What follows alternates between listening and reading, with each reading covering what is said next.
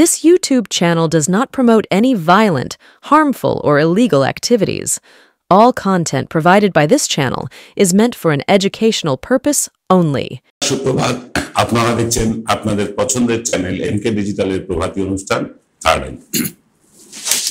দেখুন, আমাদের সমীক্ষার উপর আপনাদের যে 100% ভরসা আছে সেটা আমরা জানি, আর সেখান থেকেই দায়বদ্ধতা গিয়েছে বেড়ে। অর্থাৎ আপনারা যে এত ভরসা করেন এনকে ডিজিটালের সমীক্ষার উপর, তার জন্য আমাদের সত্যি সত্যি প্রত্যেকবার সমীক্ষা করবার আগে আমাদের দায়িত্ব যেন দ্বিগুণ তিনগুণ বেড়ে যায়, যে আমরা যেন পশ্চিমবাংলার সমীক্ষার ক্ষেত্রে কোনোভাবেই ফেল না হই। আপনারা জানেন যে পশ্চিমবাংলার বাইরের যে সমীক্ষাগুলো আমরা দেখাই সেগুলো অন্য সংস্থা থেকে আমরা নিয়ে দেখাই, আমরা নিজেরা করি না, সে সামর্থ্য আমাদের নেই। আপনাদেরকে বলে রাখি যে ভোটের বাকি আর 1.5 বছর আমরা নেমে পড়েছি সমীক্ষা করতে, কারণ আমরা চাই এই যে 2026 যে নির্বাচন আছে সেই নির্বাচনের যে সমীক্ষা সেটা আমরা যেন 95% নয় 100% এবার মিলিয়ে দিতে পারি। আমাদের নিজেদের টার্গেট নিজেদের কাছেই আমরা ধরে নিয়েছি এবং নিজেদের সাথেই নিজেদের চ্যালেঞ্জ আমাদের। তাই আমরা গতকাল থেকে সমীক্ষায় নেমে পড়েছি। আমরা কি কি প্রশ্ন রাখছি না রাখছি সেসব দেখাবো রাত্রে, কিন্তু সমীক্ষার আগেও অনেক কাজ থাকে, সেই কাজগুলো আপনাদের সাথে একটুখানি আলোচনা করব। দেখুন, কোন রাজনৈতিক দল ভোটের জন্য কতটা প্রস্তুত সেটা আগে জেনে নিতে হবে, এবং সেটা জেনে না নিলে সমীক্ষাটা অসম্পূর্ণ থেকে যায়। কারণ ভোটের বাকি এখনো 1.5 বছর। আমরা এই 1.5 বছরে 18 মাসে মোট 6টা সমীক্ষা দেখাবো আপনাদেরকে ধাপে ধাপে, মানে 6টা আলাদা আলাদা সমীক্ষার, মানে আলাদা আলাদা অঞ্চলের সমীক্ষা না, একই অঞ্চলের সমীক্ষা আমরা প্রতি 3 মাস অন্তর দেখাবো। কারণ আপনারা জানেন যে এই যে সমীক্ষা আমরা করি বা যে সংস্থায় করুক না কেন, আজ যে সমীক্ষা করি কাল হয়তো তার ফল উল্টে যেতে পারে। তাই আমরা বারবার একই এলাকায় সমীক্ষা করে আমরা আপনাদের কাছে ফল তুলে দিতে চাই, যাতে নিখুঁত সমীক্ষাটা আমরা করতে পারি বা আপনাদের হাতে তুলে দিতে পারি। সেই লক্ষ্যে সোমবার থেকে, অর্থাৎ গতকাল থেকে আমাদের কিন্তু সমীক্ষা শুরু হয়ে গিয়েছে। সমীক্ষা তো শুরু হয়ে গিয়েছে, কিন্তু গতকাল নয়, গত পরশু মার্জনা করবে, সমীক্ষা তো শুরু হয়ে গিয়েছে, কিন্তু তার আগে আমরা আমাদের দফতরে বসে বেশ কিছু সমীক্ষার প্রাক সমীক্ষার কাজগুলো করি। তার মধ্যে একটা প্রধান কাজ হচ্ছে এই যে রাজনৈতিক দলগুলো তারা ভোটের জন্য কতটা প্রস্তুত, এটা কিন্তু আজকে আমরা আলোচনা করব থার্ড আই অনুষ্ঠানে। Welcome to the world of civil business. A Bengali business personality and the most successful business group, Roy Construction Group of companies, now coming Sarib, West Bengal. Mr. Anup Roy, the managing director of the Roy Construction Group company, ready to serve his native land, the mother Bengal.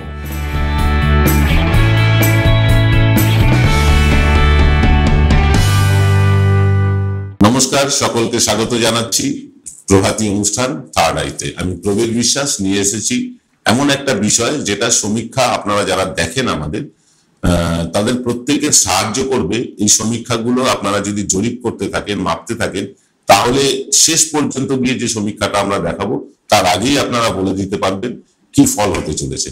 আমরা সেভাবেই এবার সমীক্ষার প্রস্তুতি নিয়েছি 1.5 বছর আগে থেকে। সাধারণত আমরা যা সমীক্ষা করি সেটা মোটামুটি কোথাও 3 মাস, কোনো ক্ষেত্রে 4 মাস, কোনো ক্ষেত্রে 2 মাস, কোনো ক্ষেত্রে 1 মাস আগেও সমীক্ষা করি, কিন্তু এইবার আমরা আগে থেকে প্রস্তুতি নিচ্ছি আরো নিখুঁত করে সমীক্ষা করার জন্য। তারই অঙ্গ হিসেবে আমরা দেখতে চলেছি যে কোন রাজনৈতিক দল কতটা প্রস্তুত। দেখুন, একটা পরিষ্কারভাবে আপনাদেরকে জানাই, যদি বলা হয় যে হাইপোথিক্যাল হয়ে যাচ্ছে পুরো কথাটা, তবুও যদি হঠাৎ করে বলা হয় যে আগামী 1 মাস পরে নির্বাচন, প্রার্থী ঘোষণা করা হোক, আমি দায়িত্ব নিয়ে বলছি বিজেপি এই 294টা আসনের মধ্যে 100 আসনেরও প্রার্থী ঘোষণা করতে পারবে না। সিপিএম 70টার বেশি বা বামফ্রন্ট 70টার বেশি আসনের প্রার্থী ঘোষণা করতে পারবে না। কিন্তু তৃণমূলকে যদি বলা হয়, তারা অনায়াসেই 200 আসনের প্রার্থী এক্ষুনি ঘোষণা করে দিতে পারবে, কারণ তারা প্রস্তুতির দিক থেকে অনেকটা এগিয়ে আছে। তুলনায় বামফ্রন্ট অনেকটা পিছিয়ে, বিজেপি কিন্তু আরো পিছিয়ে। হ্যাঁ, বিজেপির সাম্প্রতিক একটি ঘরোয়া মিটিং এ তাদের নেতা, যিনি আগামী দিনে সম্ভবত সর্বভারতীয় সভাপতি হতে চলেছেন, মিস্টার বানসাল, তিনি বিজেপি নেতাদেরকে ডেকেছিলেন একটি মিটিংয়ে, এবং বিজেপি নেতাদেরকে বেশ কিছুদিন আগে অমিত শাহ এসে একটা টার্গেট দিয়েছিলেন যে 1 কোটি সদস্য সংগ্রহ করে দেখাতে হবে। বনসাল এসে তীব্র ক্ষোভ প্রকাশ করেছেন। তিনি বলেছেন পরিষ্কার যে অন্তত 50 লক্ষ হবে এটা তো আশা করেছিলাম। জানেন এই 2 মাসে বিজেপির কত সদস্য সংগ্রহ হয়েছে নতুন করে?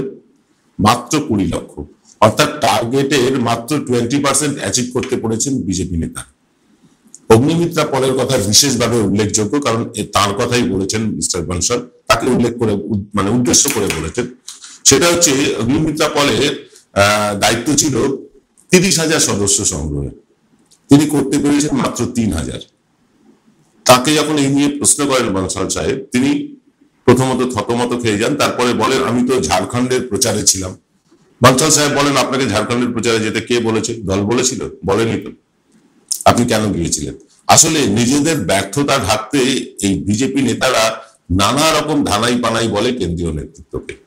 কেন্দ্রীয় নেতৃত্বে একটা প্রশ্ন, খুব স্বাভাবিক প্রশ্ন, যে যদি নরেন্দ্র মোদীর নামে সারা ভারতবর্ষে ভোট হয়, পশ্চিমবাংলায় হয় না কেন? মোহন ভাগবত বলছেন যে সারা ভারতবর্ষ হিন্দুত্বের নামে ভোট হয়, পশ্চিমবঙ্গে হয় না কেন? এটা মোহন ভাগবতের বোঝার ভুল যে পশ্চিমবঙ্গে হিন্দুত্ব মুসলিম এসব দিয়ে ভোট হয় না, এটা তাদের আগে বুঝতে হবে। কিন্তু যে বিজেপি নেতারা আছেন, শান্তনু ঠাকুর আজকে প্রায় 6-7 বছর হতে চললো তিনি সাংসদ, দ্বিতীয়বারও নির্বাচিত হয়েছে, সংগঠনের ক্ষেত্রে শূন্য। তার যে সংগঠন অর্থাৎ মতুয়া সম্প্রদায়, সেই মতুয়া সম্প্রদায়ও কিন্তু তার বিরুদ্ধে ক্ষুব্ধ হয়ে গিয়েছে বিভিন্ন কারণে। তার অনেকগুলো কারণ আছে, সেগুলো ব্যাখ্যায় যাচ্ছি না আমরা। অর্থাৎ বিজেপি নেতারা সাংগঠনিক দিক থেকে সম্পূর্ণ ব্যর্থ, এবং বিজেপি নেতাদের মধ্যে এখন যারা প্রধান মুখ, যিনি প্রধান মুখ, তিনি হচ্ছেন ওয়ান অ্যান্ড অনলি শুভেন্দু। এই শুভেন্দু তিনি যতটা সাংগঠনিক কাজ করতে আগ্রহী, তার থেকে অনেক বেশি আগ্রহী টেলিভিশনে মুখ দেখাতে, অনেক বেশি আগ্রহী আদালতের দরজা নাড়াতে। তো এই ধরনের লোক দিয়ে পশ্চিমবঙ্গের বিজেপি কিচ্ছু হবে না, এটা পরিষ্কার বোঝা গিয়েছে। গতকাল বর্তমান কাগজের প্রথম পাতায় একটা রিপোর্ট বেরিয়েছে এই নিয়ে, আপনারা পড়ে দেখতে পারেন। তো যাই হোক, এখন ঘটনা হচ্ছে যে এইরকম নড়বড়ে অবস্থা নিয়ে বিজেপি কিরকম ফল করবে সেটা আমি পরেই আলোচনা করছি। কিন্তু তার আগে বলি যে এই যে সাংগঠনিক দুর্বলতা, এই দুর্বলতা নিয়ে বিজেপি প্রধান বিরোধী দল, তাদের দলের সর্বভারতীয় নেতা এসে বলছেন যে এই বিজেপিকে দিয়ে কিচ্ছু হবে না, এবং এটাও বলেছেন এরা কি করে টিকিট পায় আমি দেখব। ইঙ্গিতটা কিন্তু স্পষ্ট। এমনিতেই বিজেপির মধ্যে একটা চালু ব্যাপার আছে, সেটা কি জানেন? যে হয় পারফর্ম করো, টিকে থাকো, আর না হয় চলে যাও। বিজেপিতে যারা নিজেরা পারফর্ম করতে না পারে, যে যে দায়িত্ব যাকে যাকে দেওয়া হয়, সেই দায়িত্ব পালন না করতে পারলে বিজেপি তাদের ঘাড় ধরে তাড়িয়ে দেয়, সরিয়ে দেয়। এরকম অজস্র অজস্র অজস্র উদাহরণ দেশভর আছে, পুরো দেশে আছে। পশ্চিমবাংলার ক্ষেত্রে কেন হচ্ছে না? কেন তারা শুভেন্দু নির্ভর হয়ে আছে? কেন আজকে 4 মাস হতে চললো একটা সভাপতি নিয়োগ করা যাচ্ছে না? কেন দিলীপ ঘোষের মতো সংগঠককে ব্রাত্য করে রাখা হয়েছে? কারণ একটাই, কারণ পশ্চিমবঙ্গে কাকে বাদ দিয়ে কাকে করবে, মানে যাহাই শুভেন্দু তাহাই রাহুল সিনহা, আর যাহা রাহুল সিনহা তাহাই সুকান্ত মজুমদার। অর্থাৎ এদের মধ্যে কারোর মধ্যে সাংগঠনিক দক্ষতা নেই। যে সাংগঠনিক দক্ষতা তৃণমূলে থাকাকালীন শুভেন্দুর ছিল, সেটা পরিষ্কার বোঝা যাচ্ছে সেই সাংগঠনিক দক্ষতা আদতে তার ছিল না, সেটা ছিল তৃণমূল কংগ্রেসের বা মমতা ব্যানার্জির নিজের। মমতা ব্যানার্জির আলোয় আলোকিত হয়ে তিনি চাঁদের মতো উজ্জ্বল হয়েছিলেন তৃণমূলে থাকাকালীন। কিন্তু বিজেপিতে তার সূর্য নেই, তার সূর্য অনেক দূরে দিল্লিতে। সেইখান থেকে আলো এসে পৌঁছে শুভেন্দু অধিকারীকে আলোকিত করবেন, এবং শুভেন্দু অধিকারী সেই আলোকিত উদ্ভাসিত হয়ে বাংলা সংগঠন গড়ে দেবেন, এরকমটাও পরিস্থিতি নেই। তো এই অবস্থায় দাঁড়িয়ে আমরা প্রথমে বিজেপির কথাই বলি, যে বিজেপির সাংগঠনিক অবস্থা খুব খুব খুব খারাপ। মানে উদ্যম নিয়ে বিজেপি পশ্চিমবাংলায় এসেছিল 2014 পর থেকে, সেই উদ্যমে কোথাও ভাটা পড়েছে। এর অনেকগুলো কারণ আছে, আমরা তা বারবার আলোচনা করেছি। তার কারণ হচ্ছে নেতাদের দেখা না পাওয়া যাওয়া, নেতাদের কর্মীরা দেখা পান না, বিপদে আপদে নেতাদেরকে পাশে পান না। নেতারা নিজেরা খুব দামি দামি গাড়ি চড়েন, ঠান্ডা হোটেলে থাকেন, কর্মীদের গুরুত্ব দিয়ে দেখেন না। শুধু নরেন্দ্র মোদীর নাম আর হিন্দুত্বের আবেগ দিয়ে পশ্চিমবাংলায় ভোট করা যাবে না, যেটা এতদিন শুভেন্দুরা করে এসেছে। সেটা করা যাবে না। পশ্চিমবাংলায় রাজনীতি করতে গেলে, পশ্চিমবাংলায় যদি মানুষের মন জয় করতে হয়, তাহলে মানুষ মন জয়ের মতন কাজ করতে হবে। উল্টে শুভেন্দুরা কি করেছেন? উল্টে বলেছেন পশ্চিমবাংলার টাকা দেবেন না, আবাস যোজনার টাকা দেবেন না, 100 দিনের কাজের টাকা দেবেন না। এই যে দেবেন না করতে গিয়ে পশ্চিমবাংলার, তারা তৃণমূলকে টাইট দিতে গিয়ে বাংলার মানুষকে টাইট দিয়ে দিয়েছে। স্বাভাবিকভাবে বাংলার মানুষ খেপে গিয়েছে, তারা বিজেপির মুখ হচ্ছে না। যারাও হয়েছিলেন তারাও কিন্তু ঘরে ফেরার চেষ্টা করছেন। তৃণমূল থেকে বহু নেতা বিজেপিতে গিয়েছিলেন, কিন্তু তারা প্রায় 90% ঘরে ফিরে গিয়েছেন। কারণ বিজেপির সংস্কৃতির সাথে তারা মেলাতে পারছেন না। তথাগত রায় যে সংস্কৃতিতে বিশ্বাস করেন, সেই সংস্কৃতিতে বিশ্বাস করা সৌগত রায়ের পক্ষে সম্ভব না। আমি একটা উদাহরণ দিলাম, যদিও তারা সহোদর ভাই। তো এইরকম অবস্থায় বিজেপির সংগঠন প্রচন্ড ক্ষয়িষ্ণু। মাটিগাড়া আসনটা দেখলেন আলিপুরদুয়ারে, কি হলো? জেতা আসন তারা হারিয়ে বসলো। অর্জুন সিং এর কি হলো? এই যে বিভিন্ন হেভিওয়েট নেতা, এবং বিজেপির যত এখন হেভিওয়েট নেতা দেখেন, সবই তো তৃণমূলের ছাটমাল। তৃণমূলের ছাটমাল, তারা বিজেপিতে গিয়ে নেতা হয়েছেন। তৃণমূল যাদের গুরুত্বই দেয়নি, যাদেরকে দলেই রাখতে চায়নি, তারা গিয়ে বিজেপিতে বড় বড় নেতা। তো তাদের দ্বারা কতটা সংগঠন করা সম্ভব? আর তাছাড়া পশ্চিমবাংলায় মমতা ব্যানার্জির বিকল্প মুখ হয়ে ওঠা শুভেন্দু অধিকারী বোধহয় আগামী 7টা জন্মেও হবে না। তিনি যে ধরনের রাজনীতি করছেন, পশ্চিমবাংলায় নিশ্চয়ই মমতা ব্যানার্জির বিকল্প মুখ হিসেবে মানুষ তাকে মেনে নেবে। কারণ ওই লুঙ্গি বাহিনী বা ওই ফুফা, খালা ইত্যাদি ইত্যাদি, বেগম ইত্যাদি সম্বোধন করা বাংলার মানুষ নেয় না। বাংলার মানুষ এই ধরনের রাজনীতি করে না। বাংলার মানুষ যারা ব্যক্তিগত আক্রমণ করে তাদেরকে ছুঁড়ে ফেলে দেয়। ওই এক সিপিএম নেতা ছিলেন আরামবাগে, তিনি মমতা বন্দ্যোপাধ্যায় সম্বন্ধে অত্যন্ত জঘন্য কুৎসিত ভাষা বলেছিলেন। কি দশা হয়েছে সিপিএম এর আজকে দেখুন। বাংলার মানুষ কোন নারীকে, শুধু মমতা বন্দ্যোপাধ্যায়কে বলে না, কোন নারীকে যদি কেউ অসম্মান সূচক কথা বলেন, তাদেরকে রেয়াক্ট করে না, করেনি, করবেও না। আর হিন্দু মুসলমান বাংলায় অন্তত চলবে না। বাংলায় অন্তত কোনো দিনই চলবে না। যখন বামপন্থীরা ছিল তখনও চলেনি, এখন তৃণমূল আছে এখনো চলবে না, ভবিষ্যতে যদি অন্য কোনো দল আসে তাহলেও চলবে না। কারণ বাংলার মানুষ যে সৌহার্দ্য, যে ভ্রাতৃত্বে বিশ্বাস করে, তা ভারতবর্ষে এক কথায় বিরল। এখানে বাংলার, আমি দেখেছি, আমি নিজে প্রত্যক্ষ করেছি এবং নিজে তার অংশীদার। এরকম বহু মুসলমান বন্ধু আছেন আমার, যাদের সাথে আমি এক থালায় বসে খাই, এক কাপে চা খাই, অর্ধেক চা তিনি খান, অর্ধেক চা আমি খাই। এরকম অবস্থা আমাদের বন্ধুত্বে। এখান থেকে ভাগাভাগি করতে আসলে আমরা মেনে নেব? কখনো না। বহু জায়গায় এমন হয়েছে, ধরুন ঈদের নিমন্ত্রণ হয়, বা আমার বাড়িতে বিসর্জনের পর, দুর্গাপুজোর বিসর্জনের পর আমি একটা ছোট্ট অনুষ্ঠান করি, আমার বন্ধু বান্ধবদের ডেকে খাওয়া দাওয়া হয়। সেখানে আমি দেখেছি রীতিমতো খাবার কাড়াকাড়ি করে খাওয়া হয়, একজনের পাত থেকে আরেকজন খায়। এটা আপনি উত্তরপ্রদেশ, বিহার, ঝাড়খণ্ড বা মধ্যপ্রদেশ, হরিয়ানায় ভাবতে পারেন? পারেন না। কিন্তু বাংলায় এটা হয়।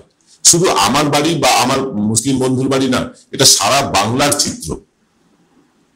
ববি হাকিমকে সাম্প্রদায়িক বলে দাগিয়ে দেওয়া হয়। ববি হাকিমের মতন অসাম্প্রদায়িক লোক আপনি দেখেছেন, যিনি মুসলিম হয়ে দুর্গাপুজোটা করেন, ভক্তি ভরে করেন?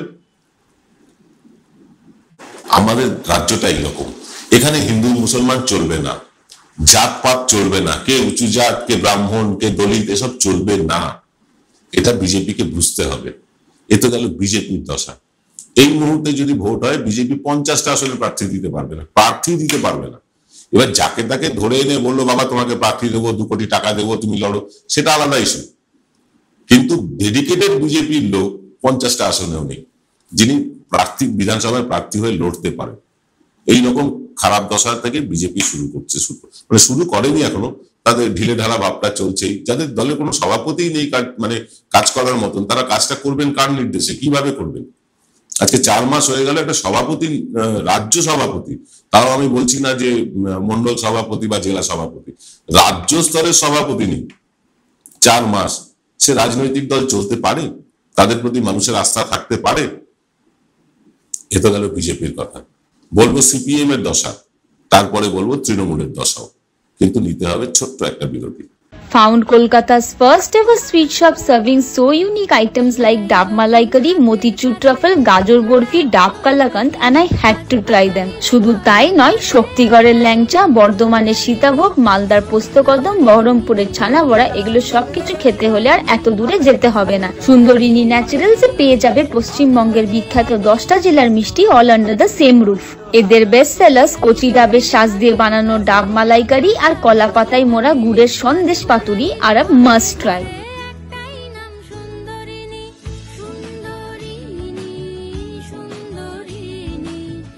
ফিরলাম বিরতির পর। সাধারণত বিজ্ঞাপন দাতাদের নিয়ে আমরা কোনো কথা বলি না, কিন্তু সুন্দরী নিয়ে যে বিজ্ঞাপনটা আগে দেখলেন সেই নিয়ে প্রচুর আমাদের কাছে ফোন কল আসছে, প্রচুর মানুষ জিজ্ঞাসা করছেন যে কিভাবে পাওয়া যাবে। দেখুন, সুন্দরিনী যতদূর শুনেছি আমরা সেই কর্তৃপক্ষের কাছ থেকে জেনেছি সুইগিতে সুন্দরিনী পাওয়া যাচ্ছে। আপনারা যারা সুইগি অ্যাকাউন্ট আছে তারা সুন্দরিনী অর্ডার করলে বাড়িতে বসেই পেয়ে যেতে পারেন। এছাড়া ওনারা ফোন নাম্বার দিয়েছেন, সেই ফোনেও ফোন করে নিতে পারেন। আর আশা করি সুন্দরিনী আপনাদের প্রশ্ন থাকবে না, কারণ বিজ্ঞাপন দাতাদের নিয়ে আমরা আমাদের অনুষ্ঠানে কথা বলতে চাই না। যাকে সে কথা আলাদা, কিন্তু কথা হচ্ছে বিজেপির দশা তো শুনলেন, সিপিএম এর কি অবস্থা। সিপিএম অনেকগুলো স্ট্র্যাটেজি নিয়েছে 26-এর বিধানসভায় তাদের ভোট শতাংশ বাড়ানোর জন্য। প্রথম স্ট্র্যাটেজি হচ্ছে যে তারা তারুণ্যকে প্রাধান্য দেবেন, অর্থাৎ তরুণ নেতাদেরকে তারা সামনে আনবেন। এটা বিলম্বিত হয়ে গেছে, এবং বিলম্বিত বোধোদয় হলে বললেও খারাপ বলা হবে, কারণ এই বোধোদয়টা আরো অন্তত 15 বছর আগে নিতে পারলে ভালো হতো। যখন 2008 সালে বামফ্রন্ট খুলতে শুরু করেছে, একের পর এক পঞ্চায়েত হারছে, পৌরসভা হারছে, 2008 থেকেই তাদের পতন শুরু। এই সময় তারা যদি নবীন নেতৃত্বকে নিয়ে আসতেন, তরুণ নেতৃত্বকে নিয়ে আসতেন, তাহলে হয়তো বামফ্রন্টটা আরো কয়েকটা টার্ম টিকে যেতে পারত। কিন্তু তারা তা করেননি। উল্টে যারা তখন নেতা ছিলেন এখনো তারাই নেতা। এখান থেকে বামফ্রন্ট বা সিপিএম বেরিয়ে আসতে চাইছে। তারা তরুণ নেতাদেরকে টিকিট দিতে চায়, তরুণ ছেলে মেয়েদেরকে সামনে আনতে চায়। সাধু প্রয়াস, অত্যন্ত ভালো প্রয়াস। কিন্তু এই তরুণ নেতাদের সমস্যা হচ্ছে এদের রাজনীতিতে লড়ার অভিজ্ঞতা খুব কম। কেউ 11 বছর ধরে পিএইচডি করছেন জেএনইউতে, কেউ মেঠো রাজনীতির সাথে সেভাবে পরিচিত না, কেউ শুধু টেলিভিশনের মধ্যে আটকে আছে। তো এইরকম রাজনীতি, অর্থাৎ বিমান বসুদের মতন রাজনীতিবিদ, বা ধরুন এখন গৌতম দেব অসুস্থ, গৌতম দেবের মতন রাজনীতিবিদ, সূর্যকান্ত মিশ্রের মতন নেতা তৈরি হওয়াটা কিন্তু এই মুহূর্তে বামফ্রন্টের পক্ষে ভীষণ কষ্টসাধ্য। কারণ এই যে তরুণ নেতারা, তাদের অভিজ্ঞতা কম, তাদের মাঠে ময়দানে চষে রাজনীতি করার অভিজ্ঞতা যদি বলতে পারি একমাত্র মীনাক্ষী মুখার্জির খানিকটা হয়েছে, তাও তিনি কোনোভাবেই একজন তৃণমূলের ব্লক সভাপতির সমকক্ষ নন। আমি মমতা বন্দ্যোপাধ্যায় ছেড়েই দিলাম, এইরকম অবস্থা। তবুও তিনি নিজেকে পরিশীলিত করছেন, তৈরি করছেন, সাধুবাদ জানায়। কিন্তু বাকি যে যাদের তরুণ বলে ভাবা হচ্ছে, এই ধরুন একজন অ্যাডভোকেট আছে সব্যসাচী নাকি নাম, তারপরে আরো কয়েকজন আছেন যারা নতুন মুখ বলে পরিচিত, তাদের মাঠে রাজনীতি করার অভিজ্ঞতা নেই। সেই মাঠে রাজনীতি না করলে ভোটের রাজনীতিতে এগোনো সম্ভব না, এটা সিপিএমও জানে। তাই তারা জোর দিয়েছে সোশ্যাল মিডিয়াটাকে অ্যাক্টিভ করার জন্য, এবং এটা খুব সঠিক সিদ্ধান্ত। আজকের দিনে রাজনীতি বেশিরভাগটাই কিন্তু সোশ্যাল মিডিয়ায় হয়। অর্থাৎ এই মাঠে ময়দানে যারা বক্তৃতা করেন তাদের বক্তব্য তাদের দলের লোকেরাই শোনেন না, কিন্তু সোশ্যাল মিডিয়ায় যে প্রচার হয় বা অপপ্রচার হয় সেটা মানুষ গোগ্রাসে গেলেন। তাই সিপিএম এর এই মানে যে পলিসি, এটাকে আমরা সাধুবাদ জানাই। সিপিএম আরো একটা সিদ্ধান্ত নিয়েছে যে তারা এজেন্সি নিয়োগ করবে, যেমন আইপ্যাককে নিয়োগ করেছিল তৃণমূল কংগ্রেস, তেমনি এজেন্সি নিয়োগ করবে। এবং আমরা আগেই বলেছি মোহাম্মদ সেলিমের যে উক্তি যে পশ্চিমবাংলায় নতুন দল গঠিত হচ্ছে, হ্যাঁ হচ্ছে নতুন দল গঠিত, কিন্তু যাদের নাম ভাসিয়ে দেওয়া হয়েছে তারা কতজন যাবে আমরা জানি না। এইভাবে সেলিম কিন্তু নওশাদ সিদ্দিকীকে আইএসএফ এর নামে একটা দল করে ভাসিয়ে দিয়েছিলেন, এবং ভেবেছিলেন তৃণমূলের মুসলিম ভোটটা ব্যাপকভাবে কেটে নেবেন নওশাদ সিদ্দিকী। তার ভাই আব্বাস সিদ্দিকী, তিনি 40টা আসনের দাবি করেছিলেন। কি হলো? মাত্র একটা আসনে তারা আটকে গিয়েছেন। এবার সেই আসনটাও আর থাকবে বলে মনে হচ্ছে না। অতএব আগামী 2026-এর নির্বাচনের পর নওশাদ সিদ্দিকী পশ্চিমবাংলার রাজনীতি থেকে মুছেই যাবেন, এইরকম একটা পরিস্থিতি। তো যাই হোক, আমরা যখন সমীক্ষা করব তখন ভাঙন নিয়ে নিশ্চয়ই করব, তখন আপনারা নিশ্চয়ই জানতে পারবেন কি পরিস্থিতি। কিন্তু ঘটনা হচ্ছে যে এই যে নতুন দল ভাসিয়ে দেওয়া হচ্ছে, নাম ভাসিয়ে দেওয়া হচ্ছে, নতুন দলের লঞ্চিং ডেট ভাসিয়ে দেওয়া হচ্ছে, বা মোহাম্মদ সেলিম বলছেন, কখনো শঙ্কুদেব পণ্ডা বলছেন, এগুলো বলছেন কেন জানেন? তাদের নিজেদের ভোটটা খানিকটা যাতে বাড়তি দেখায়। অর্থাৎ বিজেপির যে ভোট শতাংশ আছে, নতুন দল হলে সেই নতুন দল যদি অন্তত সেখান থেকে 5% ভোট কাটে, তাহলে বিজেপির 5% ভোট যাবে। অর্থাৎ তাদের 38% ভোট আছে, তাদের দেখাবে কত? 33%। আর বামপন্থীদের, সিপিএম এর বলতে পারি, তাদের ভোট আছে 5%, তারা 5%ই থাকবে। কিন্তু 38-এর সাথে 5-এর যে ডিফারেন্স, 33-এর সাথে 5-এর ডিফারেন্স আরো কম। ডিফারেন্সটা কম দেখানোর জন্য, যে দেখো আমি বাড়ছি মামি, এইটা দেখানোর জন্যই কিন্তু এই নতুন দল ভাসিয়ে দেওয়া হচ্ছে। এবং নতুন দলের যেই সংগঠনে আসুক না কেন, পশ্চিমবাংলায় নতুন দল করে কোন রকম ভাবে শাসক দলের ভোট কাটা তাদের সম্ভব হবে না। কারণ শাসক দলের ভোটের একটা নির্দিষ্ট ভোট ব্যাংক আছে। কেন সেটা অটুট আছে সেটাও বলবো। তার আগে বলি কংগ্রেসের অবস্থা। কংগ্রেস সম্ভবত এবার আর বামপন্থীদের সাথে জোটে যাবে না। দেখুন, এই যে কথাগুলো বলছি, এই কথাগুলো কোন বেসিসে বলছি? বলছি একটাই কারণে, যে বিভিন্ন রাজনৈতিক দলের নেতাদের সাথে কথা হয়েছে, আমার ব্যক্তিগতভাবে কথা বলেছি, তাদের কাছ থেকেই জানা। আর তারা বিপদে না পড়েন তার জন্য তাদের নামটা উল্লেখ করলাম না, কারণ প্রত্যেকেই নিজের দলের অভ্যন্তরের খবর বলে দিলে এবং তাদের নাম বললে তারা বিপদে পড়তে পারেন, তাই আমরা তাদের নাম উল্লেখ করছি না। কিন্তু যে কথাগুলো বলছি সেগুলো তাদের দলের অভ্যন্তরের কথা। এই যে বিজেপির কথা বললাম, যে বিজেপি 77টা আসন পেয়েছিল, এবার 50টাও পাবে কিনা সন্দেহ। কিভাবে বলছি? আমরা তো এখনো সমীক্ষা করিনি। বলছি বিজেপির নেতাদের কথায়। বিজেপির বেশ কিছু নেতা তারা বলছেন যে ভোট হলে 50টা সিটও জুটবে না। বামপন্থীদের কথা বলছি, বামপন্থীরা বলছেন আমরা 5টার বেশি আসন পাবো না, 0 থেকে 5-এ উঠতে পারি বড় জোর। কংগ্রেস এরকম কোনো প্রত্যাশা দেখায়নি। কংগ্রেস সম্ভবত বামেদের সাথে জোটে যাবে না। তারা জোটে যদি যায়ও তৃণমূলের সাথে হয়তো যাবে, কিন্তু কংগ্রেস কখনো বামেদের সাথে যাবে বলে মনে হচ্ছে না। কারণ অধীর চৌধুরী বামেদের যতটা ভালো বন্ধু, শুভঙ্কর বাবু ততটা ভালো বন্ধু নন। শুভঙ্কর বাবু অত্যন্ত আমার পরিচিত, আমি তার অত্যন্ত স্নেহধন্য দীর্ঘদিন ধরে। তাই তাকে যতটুকু চিনেছি, তিনি হয়তো বামেদের সাথে জোটে যেতে নাও পারেন। জানি না পরবর্তীকালে কি হবে। জোটে গেলেও খুব একটা লাভ হবে কংগ্রেসের, তা নয়। এ তো গেল বিজেপির কথা, সিপিএম এর কথা, কংগ্রেসের কথা। আইএসএফটা খানিকটা আভাস দিয়ে রাখলাম, কারণ তারা 26-এর নির্বাচনে সম্ভবত তারাও শূন্য হয়ে যাবে। এবারে সেই তৃণমূলের কথা। আপনারা বলবেন আমি বারবার তৃণমূলের প্রশংসা করি, তৃণমূলের গুণগান করি, চটি চাটা বলবেন আপনারা, অনেকেই বলেন। কিন্তু বাস্তবটা তো উপেক্ষা করা যাবে না। আপনারা চটি চাটাই বলুন বা তৃণমূলের ধামা ধরা বলুন, যাই বলুন না কেন, বাস্তবটা তো মানতে হবে।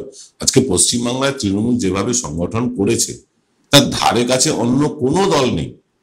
বিজেপি হয়তো 38% ভোট পেয়েছে, কিন্তু বিশ্বাস করুন বিজেপি 38% ভোট, মানে ওরা ক্ষমতায় এসে যেতে পারতো, বিজেপি ক্ষমতায় এসে যেতে পারতো যদি তাদের সংগঠনটা থাকতো। সংগঠনই নেই। হ্যাঁ, ভোটার আছে। বিজেপির বেশ কিছু ভোটার আছে যারা তৃণমূলকে পছন্দ করেন না, মমতা বন্দ্যোপাধ্যায়কে পছন্দ করেন না। এইরকম মানুষগুলোই বিজেপির ভোটার। অর্থাৎ বিজেপিকে ভালোবেসে তারা ভোট দিচ্ছেন এমন নয়, মমতা বন্দ্যোপাধ্যায়কে ভালো না বেসে বিজেপিকে ভোট দিচ্ছেন বিকল্প হিসেবে। বিজেপিকে ভালোবাসার মতন কাজ বিজেপি পশ্চিমবাংলায় করেনি। এটা হলো এক। তৃণমূলের সংগঠন নিয়ে কোনো কথা হবে না। তারা প্রত্যেকটি অঞ্চলে, প্রত্যেকটি পাড়ায় মানে নিবিড় সংগঠন গড়ে ফেলেছে। তৃণমূলের মধ্যেও গোষ্ঠীদ্বন্দ্ব আছে, তৃণমূলের মধ্যেও এই নেতা বনাম ওই নেতা আছে। কিন্তু তৃণমূলের একটা বড় গুণ দীর্ঘদিন ধরে লক্ষ্য করে আসছি, যখনই তৃণমূলের প্রার্থী ঘোষণা হয়ে যায়, সেই মুহূর্তে সমস্ত গোষ্ঠী যেন সেই প্রার্থীর হয়ে যায়। সব জায়গাতে দেখেছি তৃণমূলের অনেক গোষ্ঠীদ্বন্দ্ব থাকে। এই টিকিট পাবে না, ও টিকিট পাবে, ও টিকিট পাবে না, সে টিকিট পাবে, এই দাদা টিকিট পেলে আমি নেই, ওই দাদা টিকিট পেলে আমি নেই, এরকম আছে। কিন্তু যেই মুহূর্তে ভোটটা ঘোষণা হয়ে যায়, মানে প্রার্থী ঘোষণা হয়ে যায়, সেই মুহূর্তে কোনো দাদা, কোনো দিদির লবি চলে না তৃণমূলে। তখন কিন্তু সবাই মমতা বন্দ্যোপাধ্যায়ের লবি। এটা কিন্তু দীর্ঘদিন ধরে আমি পরিলক্ষিত করছি, এবং এইটাই তৃণমূলের একটা বড় প্লাস পয়েন্ট, যে তারা সংগঠনটা মমতা বন্দ্যোপাধ্যায়ের নামে, আর যুব সম্প্রদায় তারা কিন্তু অভিষেক বন্দ্যোপাধ্যায়ের নামে ভোটে লড়ে। এটা কিন্তু বাস্তব সত্য, এটা অস্বীকার করা যাবে না। এবং এই মুহূর্তে দাঁড়িয়ে অনেকেই বলবেন তাহলে একটা মোটামুটি আইডিয়া দিন যে তৃণমূল কত পাবে। এরকম কোনো আইডিয়া আমরা দিতে পারি না, দেবও না।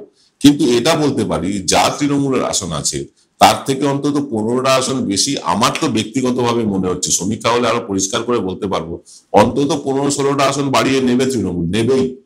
এবং 15-16টা আসন যেটা বাড়বে সেটা বিজেপির থেকেই বাড়বে, বিজেপির 15-16টা আসন কমে যাবে। তাদের যে এখন 66টা আসন আছে তারা 50-এর দোরগোড়ায় পৌঁছবে কিনা সন্দেহ, এইরকম পরিস্থিতি আছে। অর্থাৎ আমি কংগ্রেসকে বাদ দিয়েই বলছি, 3 রাজনৈতিক দলের প্রস্তুতি যদি দেখেন, 3 রাজনৈতিক দল কিন্তু নিজের মতন করে প্রস্তুতি নিচ্ছে। তৃণমূল কংগ্রেস তারা চাইছেন তাদের মিডিয়া সেল, সোশ্যাল মিডিয়া সেলকে আরো শক্তিশালী করতে, আরো অ্যাক্টিভ করতে, কারণ তাদের media cell, social media cell বা আইটি সেল অত্যন্ত দুর্বল। সেটাকে তারা নতুন করে গড়ে পিঠে নিতে চাইছেন একদিকে, আর একদিকে তারা খোঁজ খবর নেওয়া শুরু করেছেন কোন বিধায়কের পারফরমেন্স কেমন। এটা একটা খুব গুরুত্বপূর্ণ বিষয়, যেটা আমরা আজ রাত্রে আপনাদেরকে দেখাবো যে আমরা কোন কোন বিষয়ে প্রশ্ন করছি। তার মধ্যে এইগুলো থাকবে যে কোন বিধায়ক কেমন কাজ করেছেন, তিনি পরবর্তীকালে টিকিট পেলে জিতবেন কিনা, এইসব প্রশ্নগুলো আপনাদের দেখাবো রাত্রে। তো এই যে মানে ইভালুয়েশন করা, নিজেদেরকে সবসময় একখানা পরীক্ষার মধ্যে রাখা, প্রত্যেক বিধায়কের উপর আতশ কাজ, কে কেমন কাজ করছে, কে কোথায় কি বিবৃতি দিচ্ছে, সবটা কিন্তু দলের নখদর্পণে। এই যে নেটওয়ার্ক, এই নেটওয়ার্কটা অন্য কোনো দলের নেই, অন্য কোনো দলের নেই পশ্চিমবাংলায় অন্তত। আমি দিল্লির ক্ষেত্রে একটা খবর শুনেছিলাম, অমিত শাহ একটা নির্দেশ দিয়েছিলেন, সম্ভবত এটা হরিয়ানাতে।